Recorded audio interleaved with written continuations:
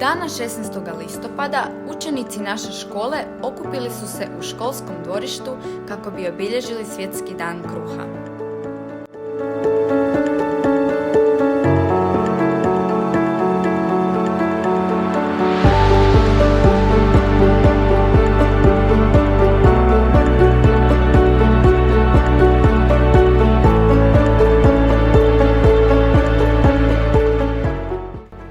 Blagoslov su započeli uz pjesmu u pratnji vjeroučitelja Ante Mikulića.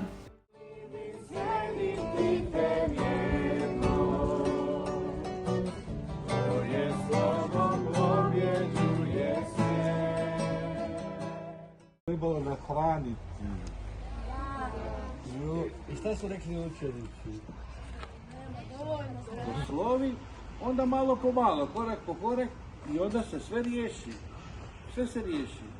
Znači, kad imamo Isusa za prijatelja... Nakon pjesme uslijedila je molitva koju je predvodio otac Dario Tokić. Nedugo nakon započeo je blagoslov hrane koju su donijeli učenici. Dijeliti jedni sa drugima. Blagoslovi sve nas u svojoj ljubavi i podaj nam da uvijek budemo radosti i da ti u radosti služimo i svjedočimo za tebe u ime Oca i Sina i Duha Svetoga. Amen.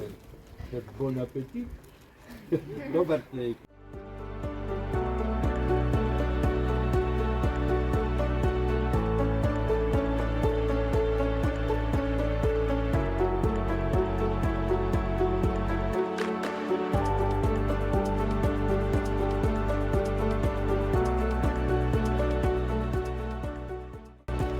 Obilježavanje Svjetskog dana kruha završilo je kada su se učenici uputili u učionice gdje su objedovali blagoslovljenu hranu.